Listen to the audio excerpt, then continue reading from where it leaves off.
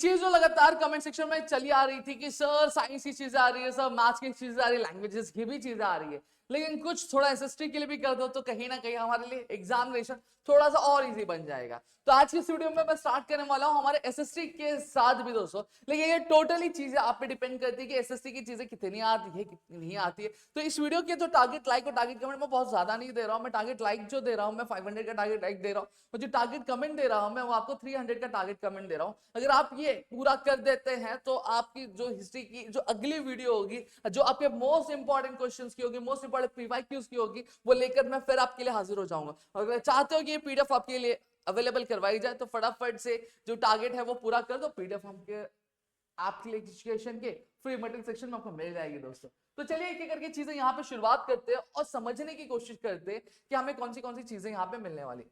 तो सबसे पहली चीज क्या आती है, historiography development in the west. लेकिन इससे पहले भी मैं एक चीज बता दूं कि हमारा जो दंगल 2.0 है वो 25 दिसंबर से शुरू हो रहा है। नहीं ज्वाइन किया है तो आओ और ज्वाइन कर लो, जहां पे आपकी साइंस मैथ्स की चीजें लाइव आप पढ़ोगे, ठीक है। और साथ ही साथ अगर मैं बात करूं आपकी जो लैंग्वेजेस की जो चीज है वो रिकॉर्डेड फॉर्म में आपको ग्रामर और राइटिंग से की वीडियो क्या मिल जाएंगे दोस्तों।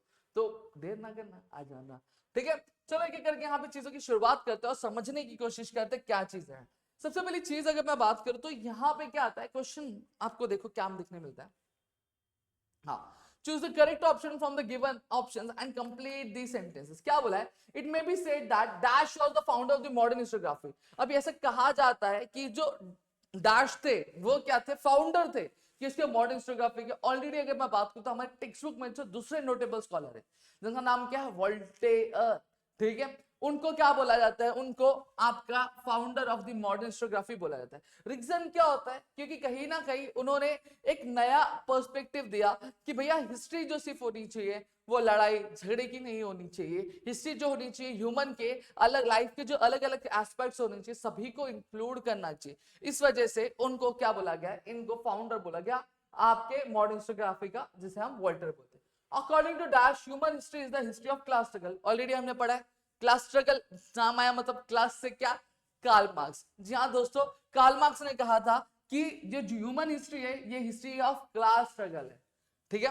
फिर आगे बात करते क्या बोला, identify the wrong pair in the following and rewrite it. अब ये जो क्वेश्चन है मार्च 2019 और अगस्त 2022 में क्वेश्चन ये पूछा गया।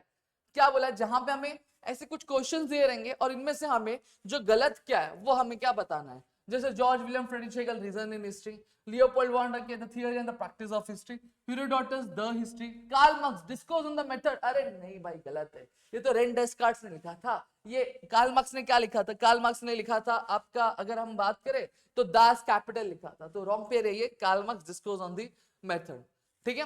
फिर क्या बोला है, अगेन ये क्वेश्चन मार्च 2019 और अगस्त में पूछा गया। क्या बोला है, थिंकर्स कार्ल मार्क्स इंग्लैंड से थे, माइकल फोकल फ्रांस से थे, ठीक है, लियोपोल्ड वॉन डक के जर्मनी से थे, हेरोडोटस ग्रीस से थे। तो इसमें गलत क्या, इसमें गलत है इंग्लैंड, कार्ल मार्क्स इंग्लैंड से नहीं थे। अब आता है क्या, नोटेबल स्कॉलर्स इन यूरोप। आपको ऐसा कुछ डायग्राम दे दिया जाएगा और आपको बोला जाएगा कि आंसर क्या बना के लिखना है। चार याद कर ले लो, क्या कर लेना है, रेन डेस्कार्ट्स लर्न कर लो, माइकल फोकॉल्ट लर्न कर लो, फिर उसके बाद अगर मैं बात करूं वोल्टेयर लर्न कर लो, फिर उसके George William Frederick Hegel learn कर लो, आपकी चीजें अपने आप क्लियर हो जाती है। फिर उसके बाद अब शॉर्ट नोट्स आते हैं। क्या आते हैं शॉर्ट नोट्स, शॉर्ट नोट्स की अगर मैं बात करूं तो देखो एनालिस्ट स्कूल कब पूछा गया, एनालिस्ट स्कूल की अगर मैं बात करूं तो दिसंबर 2020 का जो पेपर हुआ था वहां पे आपको एनालिस्ट स्कूल पे एक शॉर्ट नोट्स क्या पूछा गया था। क्या बोला गया, एनालिस्ट स्कूल। अब एनालिस्ट स्कूल की अगर मैं बात करूं तो आप टेक्स्ट बुक के भी आंसर्स लिख सकते हो। अब समझा देता हूं मैं क्वेश्चन में क्या है। सबसे पहला पॉइंट आपको क्या याद करना, in the latter half of the at the onset of the 20th century a new school of historiography arose which gave a new direction to the history writing which is known as analyst school। ये आपको याद रखना है कि 20th century के शुरुआत में एक नया स्कूल जो था हिस्टोग्राफी का वो शुरू हुआ था, जिसने हिस्ट्री राइटिंग को एक नया डायरेक्शन दे दिया। और उस स्कूल को क्या बोलते थे हम लोग, उस स्कूल को हम लोग एनालिस्ट स्कूल क्या बोलते थे, ठीक है। यही बोला गया, बस थोड़ा सा सेंटेंस फॉर्मेशन घुमा के गया।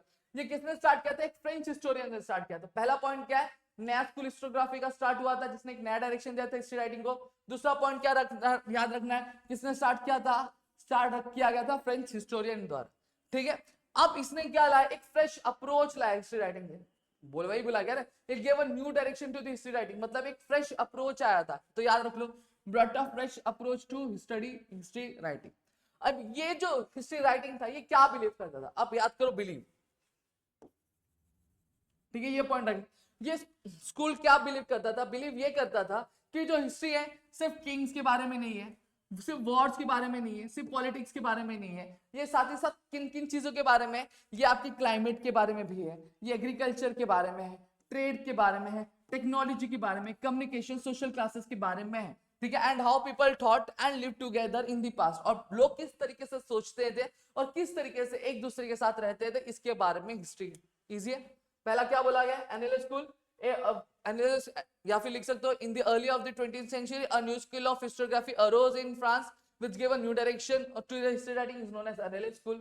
स्टार्ट किसने किया था, फ्रेंच हिस्टोरियन द्वारा किया गया था, ठीक है, एक fresh approach, it brought a fresh approach to studying history writing. फिर क्या बोला, बिलीव क्या करता था, बिलीव ये करता था कि हिस्ट्री राइटिंग सिर्फ पॉलिटिक्स, किंग्स, वॉर्स के बारे में नहीं है, साथ ही साथ किसके बारे में है, climate, agriculture, trade, technology, communication, social classes के बारे में, और साथ ही साथ लोग किस तरीके से सोचते थे और किस तरीके से क्या एक दूसरे के साथ रहते थे, इसके बारे में भी आपकी हिस्ट्री राइटिंग है। फिर क्या आता है, डायलेक्टिक्स आता है।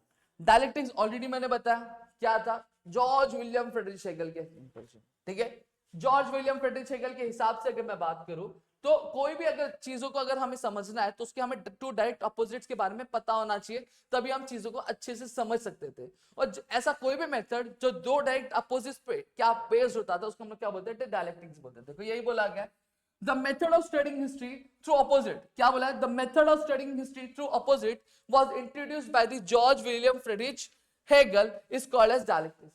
या फिर आप लिख सकते हो the analysis which is based on directly to opposite is known as dialectics, आप ये भी लिख सकते हो।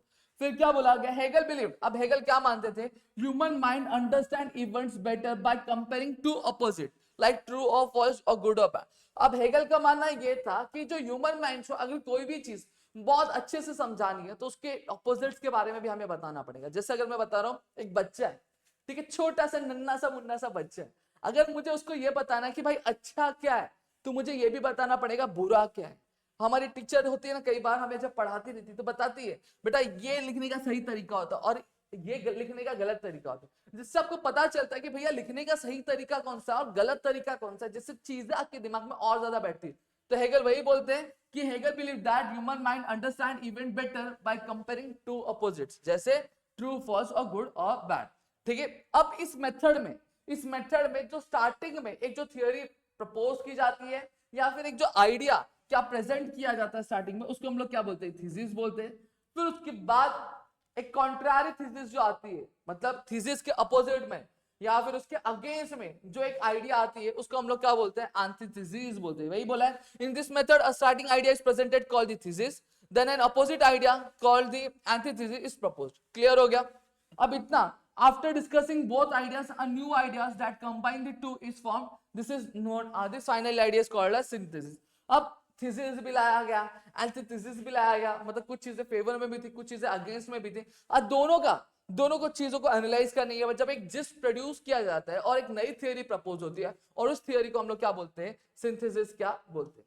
इतनी चीजें क्लियर हो गई सबको, मेरे ख्याल से इतनी चीजें आप सभी को क्लियर हो गई होंगी। अब आगे आते हैं। अब आगे अगर मैं बात करूं तो क्या बोला गया, historical research was driven to focus in depth on various aspects of woman life। अब क्या बोला गया, जो हिस्टोरिकल रिसर्च था उसको वुमेन्स की लाइफ में, क्या वुमेन्स के लाइफ के अलग अलग एस्पेक्ट्स में क्या किया गया था, रिसर्च क्या किया गया। अब ये वाला क्वेश्चन अगर आप लर्न करते हो तो देखो आपको 2-3 क्वेश्चन लर्न हो जाते हैं। देखो फेमिनिस्ट हिस्टोरियोग्राफी, अगर आपको इसके ऊपर शॉर्ट नोट आता है, क्या आता है इसके ऊपर शॉर्ट नोट आता है, तो वो भी आप अटेम्प्ट कर सकते हो। सेम चीज सेम आंसर लिखना है, अलग कुछ भी नहीं लिखना है, तो ये आपका एक तीर से 2 निशान हो जाते। ये क्वेश्चन अगस्त 2022 में पूछा गया था। क्या बोला गया है, writing the history from the view point of women and their experience is called as feminist historiography. मतलब क्या बोला है, जब कभी भी हम जो हिस्ट्री का नरेशन लिखते हैं, यानी जब कभी भी हम हिस्ट्री की चीजें लिखते हैं किसके पर्सपेक्टिव से, वुमेन के पर्सपेक्टिव से, वुमेन के एक्सपीरियंस से, तो उसको हम लोग क्या बोलते हैं, फेमिनिस्ट हिस्टोरियोग्राफी बोलते हैं। ठीक है, जो फंडामेंटल था या फिर जो आइडिया था फेमिनिज्म का, वो किसने डेवलप किया था, फ्रेंच स्कॉलर। किसने डेवलप किया था, फ्रेंच स्कॉलर, जिनका नाम क्या था, साइमन डी बेवियर। ठीक है, उनके इंपॉर्टेंट राइटिंग के थ्रू याद कर लो। पहला, जब कभी भी हिस्ट्री को क्या वुमेन्स के पर्सपेक्टिव या फिर उनके एक्सपीरियंस के बेसिस पे लिखा जाता है, उसको हम लोग क्या बोलते हैं, फेमिनिस्ट हिस्टोग्राफी बोलते हैं। ठीक है, जो फंडामेंटल्स थे फेमिनिज्म, फेमिनिस्ट हिस्टोग्राफी के, वो किसने लिखे थे, साइमन डी बेवियर ने लिखे थे। फिर साथ ही साथ जो feminist historiography focused on including women in history and challenge the male centered way of understanding the past। अब feminist historiography क्या इंक्लूड कर रहे थे, इंक्लूड ये focus on including women in history, मतलब कहीं ना कहीं जो हिस्ट्री में जो वुमेन्स का जो प्रेजेंस गायब था उसको वो इंक्लूड करना चाहते थे, जहां पे वुमेन्स की कंट्रीब्यूशन के बारे में नहीं बताया था, वुमेन्स के बोलते ना कि सैक्रिफाइसेस के बारे में नहीं बताया था, उनके स्ट्रगल के बारे में नहीं बताया था, वो कहानियां भी वो हिस्ट्री में ऐड करना चाहते थे। और साथ ही साथ उन्होंने क्या चैलेंज किया था, उन्होंने चैलेंज किया था जो male centred way of understanding the past, उसको क्या किया था, चैलेंज किया था। ठीक है, इस अप्रोच ने कहीं ना कहीं वुमेन्स की लाइफ को डिटेल में क्या किया, स्टडी किया, उनके जॉब्स के बारे में स्टडी किया, उनके रोल क्या हुआ करते थे ट्रेड यूनियंस में उसके बारे में स्टडी किया। ठीक है, उनके राइट्स क्या उसके बारे में बताया, उनको फैमिली लाइफ क्या थी उसके बारे में बताया, और ऐसे कई सारे अलग अलग जो एस्पेक्ट्स थे, उनकी एम्प्लॉयमेंट, मतलब जहां पे वो काम करते थे वहां पे उनका कंडीशन क्या होता था, उनका स्टेटस क्या होता था, इन चीजों के बारे में भी उन्होंने क्या बात की। अब 1990 के बाद ठीक है, कहीं ना कहीं एक अलग ही बदलाव देखने मिला, एक अलग ही चेंज हमें देखने मिला। क्या देखने मिला कि कहीं ना कहीं जो वुमेन को एक इंडिपेंडेंट सोशल क्लास क्या देखने मिला हिस्ट्री राइटिंग में। इससे पहले अगर मैं बात करूं तो वुमेन्स के ऊपर कोई भी हिस्ट्री नहीं लिखी जाती थी, वुमेन्स को कोई अलग दर्जा नहीं दिया जाता था। लेकिन ईयर 1990 के बाद एक अलग ही शिफ्ट देखने मिला, एक अलग ही चेंज देखने मिला लोगों की पर्सपेक्टिव में, जहां के वुमेन्स को हिस्ट्री राइटिंग को एक अलग इंडिपेंडेंट सोशल ग्रुप क्या देखा जाने लगा। इतनी चीजें क्लियर हो गई। अब क्या आते, explain the following statement with reasons. अब ये हमारा अलग अगला क्वेश्चन है। अब ये जो क्वेश्चन है देखो 2 बार रिपीट हुआ है, दिसंबर 2020 में और 2024 में मार्च में। क्या रिकॉर्ड क्या बोला है, Foucault called his method the archaeology of knowledge. Foucault अपने मेथड को आर्कियोलॉजी ऑफ नॉलेज क्या बोलते थे, ये हम देखते हैं। सबसे पहली चीज याद कर लो, माइकल फौकॉल्ट कौन थे, एक फ्रेंच हिस्टोरियन थे, जो कौन सी सेंचुरी के थे, 20th सेंचुरी के थे। उन्होंने एक नया तरीका हिस्ट्री को स्टडी करने का क्या निकाला, पहला पॉइंट ये याद करो। माइकल फौकॉल्ट क्या थे, एक फ्रेंच हिस्टोरियन थे, कौन सी सेंचुरी के, 20th सेंचुरी के। उन्होंने हिस्ट्री को पढ़ने का एक नया तरीका निकाला, एक नया वे निकाला, पहला पॉइंट ये होगा आपका। दूसरा पॉइंट क्या, अब ये बिलीव करते थे कि जो हिस्ट्री को हम उनके क्रोनोलॉजिकल ऑर्डर में, मतलब डेट के सीक्वेंस में हम अरेंज करने की जो कोशिश करते हैं वो गलत होता है, वो क्या होता है, वो गलत होता है। इन्होंने ये बोला है, he did not believe in arranging the events in the order of time। ये मानते थे कि जो हम आपके जो इवेंट्स होते हैं, जो हिस्टोरिकल इवेंट्स है, उनको जो हम क्रोनोलॉजिकल ऑर्डर या फिर उनके सीक्वेंस में जो हम अरेंज करते हैं, गलत चीजें, इसे हमें अरेंज करना नहीं चाहिए। इसके अलावा ये फोकस क्या करते थे, जो चेंजेस होते थे, जो ट्रांजिशंस होते थे आपके हिस्ट्री में, उसको एक्सप्लेन करने में क्या करते थे, फोकस करते थे। जहां पर उन्होंने ये बताया कि जो आर्कियोलॉजी है, आर्कियोलॉजी क्या बताता है, आर्कियोलॉजी हमें ये बताता है कि basically period to period, time to time society में क्या ट्रांजिशंस हो रहे हैं, क्या चेंजेस हो रहे हैं। आर्कियोलॉजी कभी भी आपको अल्टीमेट ट्रूथ नहीं बताता कि उस पर्टिकुलर जगह पे क्या हुआ था, क्या चीजें थी, किस तरीके से चीजें थी, ये नहीं बताता। आपको ये बताता है कि basically period to period, time to time क्या क्या चेंजेस हुए, क्या ट्रांजिशंस हुए, उसके बारे में बताता। और वही चीज ये क्या समझाने की कोशिश क्या कर रहे थे। इस वजह से फौकॉल्ट ने क्या किया, अपने मेथड को द आर्कियोलॉजी ऑफ नाम दिया। ठीक है, because it focused on the studying this changes in history. क्या, क्योंकि ये क्या करते थे, ये इस चेंजेस को क्या स्टडी क्या करते थे हिस्ट्री में। फिर उसके बाद क्या था, Voltaire is said to be the founder of the modern historiography. मार्च 2020 में क्वेश्चन पूछा गया, क्या बोला गया, वोल्टेयर जो कि एक फ्रेंच स्कॉलर थे, उनका ओरिजिनल नाम क्या था, फ्रैंकोइस मारी आर्वेट। क्या था, फ्रैंकोइस मारी आर्वेट, इनका ये ओरिजिनल नाम था। ये क्या मानते थे, ये मानते ये थे कि he believed that history should not only focus on facts and date।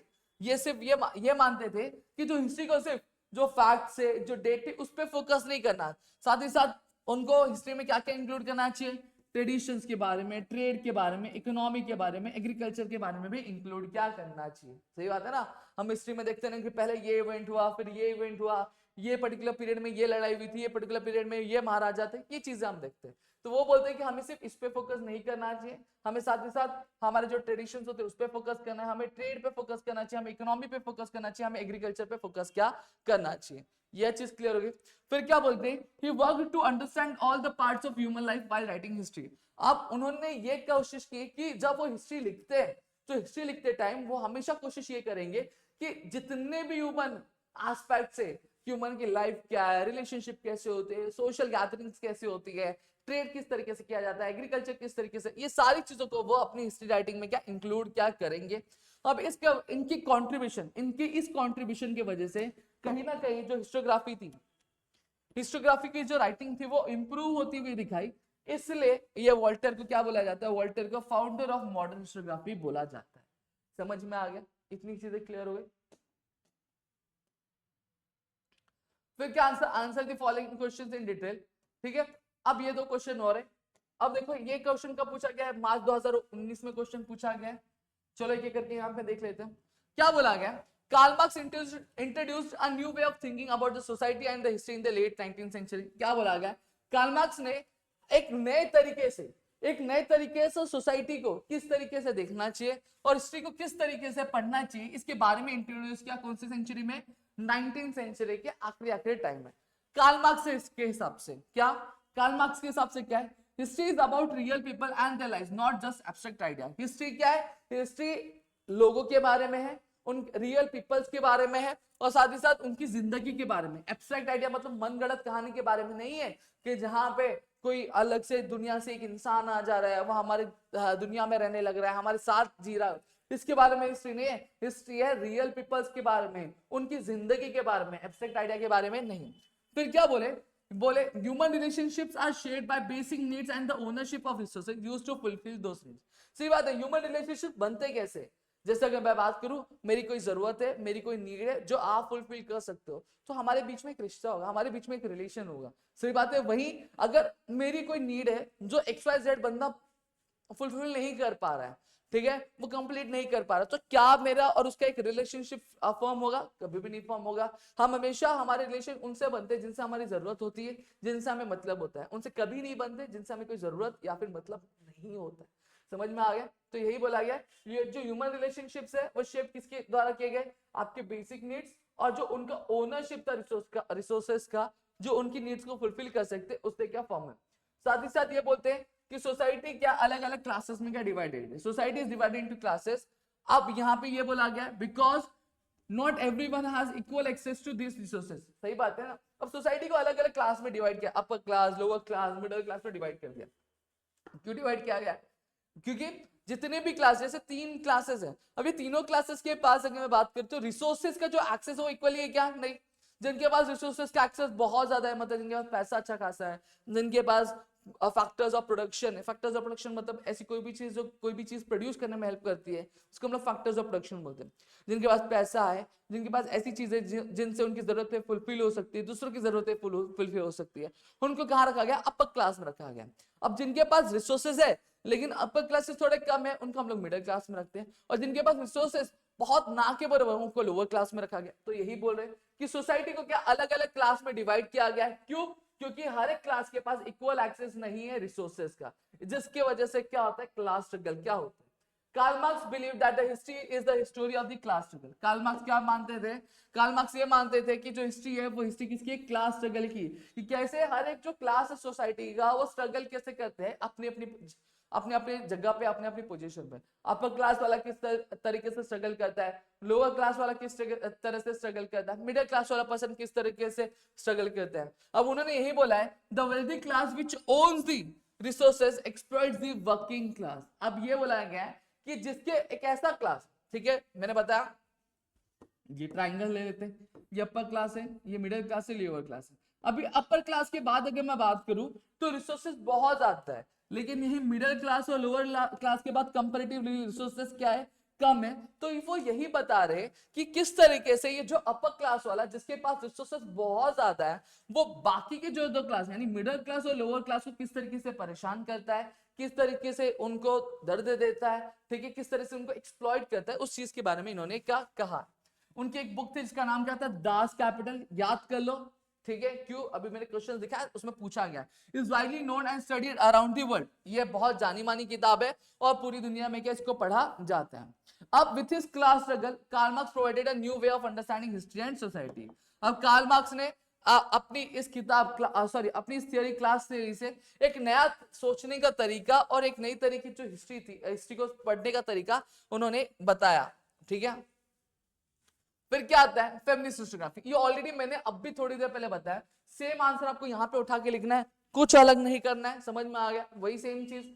क्या? Feminist historiography focuses on rewriting history from a women's perspective. It was inspired by the ideas of the French scholar Simone de Beauvoir. Same चीज बोली गई। It emphasizes the need to include women's contribution in history and challenges the male dominated view of past। मैंने अभी थोड़ी देर पहले आपको समझाया था। ठीक, it encourages research on women's life including their work, roles in trade unions, involvement in organization, family life, more। ठीक है, 1990 के बाद वुमेन को क्या एक इंडिपेंडेंट सोशल ग्रुप देखा गया हिस्ट्री राइटिंग में। तो इन चीजों के बारे में यहाँ पे क्या बताया गया, ये ऑलरेडी मैंने आपको एक्सप्लेन किया। अगर आपको ये पीडीएफ चाहिए तो प्लीज मुझे कमेंट सेक्शन में कमेंट करके जरूर बता देना, तो मैं ये पीडीएफ आपको तक पहुंचा दूंगा और आपकी चीजें मैं यहाँ पे कंप्लीट कर दूंगा। ठीक है, तो मिलते हैं हमारी अगली वीडियो में। तब तक के लिए घर पे रहो सुरक्षित, अपना ध्यान जरूर रखना दोस्तों। अगर और ऐसी वीडियो चाहिए तो फटाफट से कमेंट जरूर कर देना दोस्तों। तो मिलते हैं हमारी अगली वीडियो के साथ। चलो बाय बाय, टाटा।